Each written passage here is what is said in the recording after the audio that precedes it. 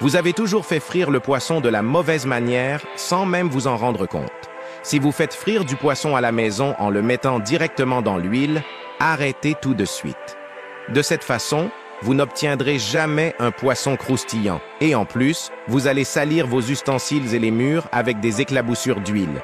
Maintenant, je vais vous montrer comment préparer le poisson le plus croustillant du monde en utilisant de l'eau. Oui, vous avez bien entendu, de l'eau. On y va? Vous pouvez utiliser le poisson de votre choix. Moi, je vais utiliser du tilapia. Commençons l'assaisonnement. D'abord, pressez un citron sur le poisson. L'assaisonnement, c'est selon vos goûts, mais moi, je commence avec un peu de curcuma. C'est délicieux. Ensuite, j'ajoute une cuillère à soupe d'assaisonnement au citron. Je vais aussi ajouter un peu de poivre qui se marie très bien avec le poisson et bien sûr un peu de sel. Ça, c'est indispensable. Mélangez bien le tout. Laissez le poisson mariner pendant environ 10 minutes.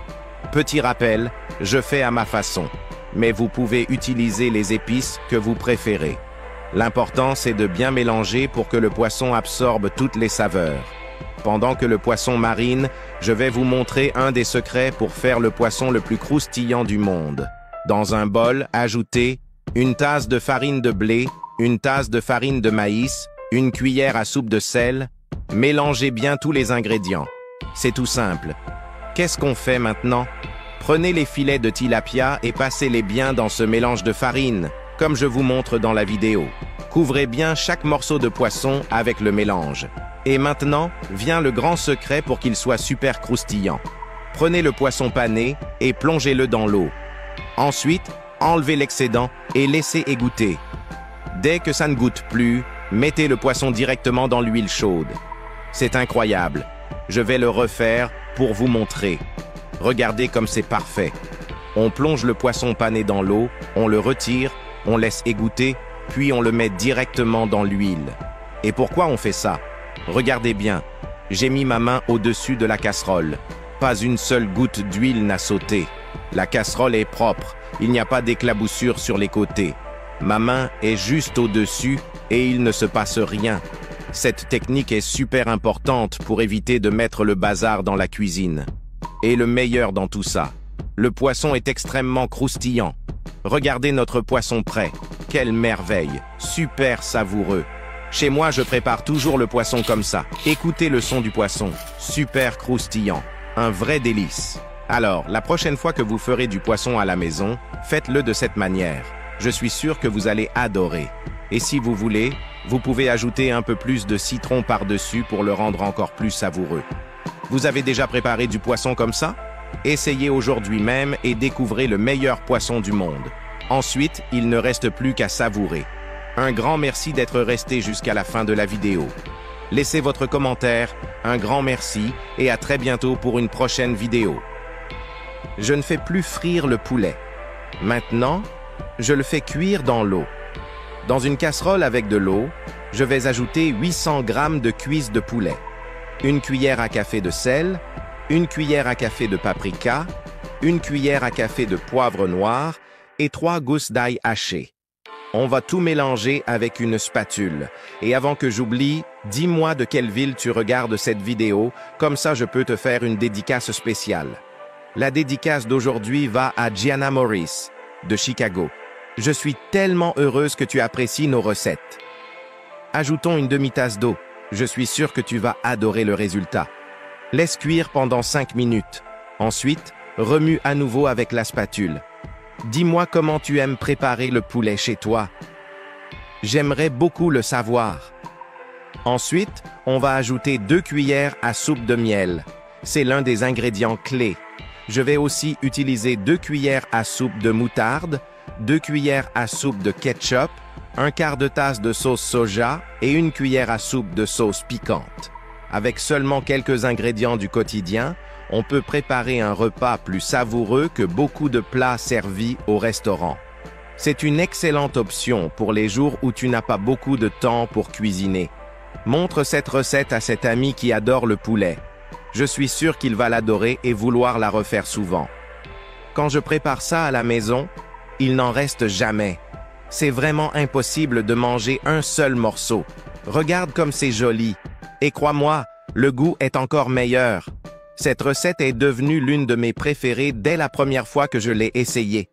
Si tu ne me crois pas sur la qualité de ce plat, prépare-le chez toi et reviens me dire ce que tu en as pensé. J'aimerais aussi connaître tes astuces. Dis-moi si tu y ajouterais quelque chose de différent. Ma famille l'aime tellement qu'on me demande toujours où j'ai appris à faire ça. Je n'arrive tout simplement plus à arrêter de manger le poulet de cette façon. Cette recette va sûrement devenir la star de tes déjeuners du dimanche. Je vais préparer un repas avec un peu de poulet. Pour le rendre encore plus savoureux, saupoudre du persil par-dessus, à ton goût. Cette étape est totalement optionnelle. Un conseil que je donne toujours, c'est de servir avec du riz assaisonné. La combinaison des saveurs est si bonne qu'on dirait de la magie. Ce que j'aime le plus dans cette recette, c'est qu'on peut la faire aussi bien pour le déjeuner que pour le dîner. C'est le secret que les chefs des meilleurs restaurants ne veulent pas que tu connaisses. Mais ne t'inquiète pas, je vais te montrer toutes les étapes de ce plat incroyable. C'était la vidéo d'aujourd'hui. J'espère qu'elle vous a plu. Partagez-la avec vos amis et votre famille. Un grand merci et à très bientôt pour une nouvelle vidéo. Depuis que j'ai découvert cette recette, je ne veux plus préparer les pommes de terre autrement. Pour commencer, je coupe en deux 8 petites pommes de terre. J'adore faire cette recette. Une fois toutes coupées, je les mets dans une casserole profonde. J'ajoute une cuillère à café de sel, puis je verse de l'eau chaude jusqu'à ce qu'elle soit bien couverte. Je laisse cuire jusqu'à ce qu'elle devienne tendre. Dans une autre casserole, je mets une cuillère à soupe de beurre. Je laisse fondre doucement jusqu'à ce que le beurre recouvre tout le fond de la casserole. Juste après, j'ajoute les pommes de terre coupées. Et avant que j'oublie, dis-moi de quelle ville tu me regardes pour que je puisse t'envoyer une dédicace spéciale. Je suis super contente de savoir que vous aimez mes recettes. Bon, revenons à notre recette. J'ajoute maintenant encore une cuillère à café de sel. Je saupoudre délicatement sur chaque morceau. Ensuite, j'ajoute une cuillère à café de paprika et une demi-cuillère à café de poivre noir. Je mélange à nouveau pour que chaque pomme de terre s'imprègne bien des épices et que les saveurs se marient parfaitement. Pour finir, j'ajoute 2 gousses d'ail écrasées. Je mélange une dernière fois en m'assurant que l'assaisonnement est bien réparti. Et pour une touche encore plus savoureuse, je presse un demi-citron par-dessus. Et pour ce petit plus qui fait toute la différence, ajoute du persil à ton goût. Ensuite, je transfère les pommes de terre dans une assiette. L'odeur et l'apparence sont tout simplement incroyables. Tu as déjà préparé quelque chose d'aussi délicieux chez toi. À chaque fois que je fais cette recette ici, tout le monde adore et il ne reste rien. Je suis sûre que si tu l'as fait, ta famille va te la demander encore et encore. La présentation est belle, avec des couleurs vives qui attirent tout de suite l'œil. La touche acide du citron se démarque et avec le beurre, ça crée un équilibre parfait qui donne envie d'en reprendre.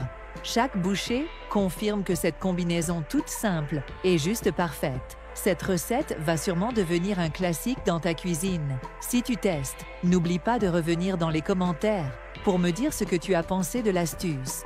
Ton avis est super important pour moi. Et profites-en pour me dire d'où tu me regardes. Comme ça, je peux te faire un petit clin d'œil dans la prochaine vidéo. J'adore savoir jusqu'où mes vidéos voyagent. Et voilà, les amis, on arrive à la fin de la vidéo d'aujourd'hui. J'espère que ça vous a plu et que le contenu vous a été utile. Si c'est le cas, n'oubliez pas de mettre un like et de partager avec vos amis et votre famille. Et bien sûr, j'ai envie de savoir ce que vous en avez pensé.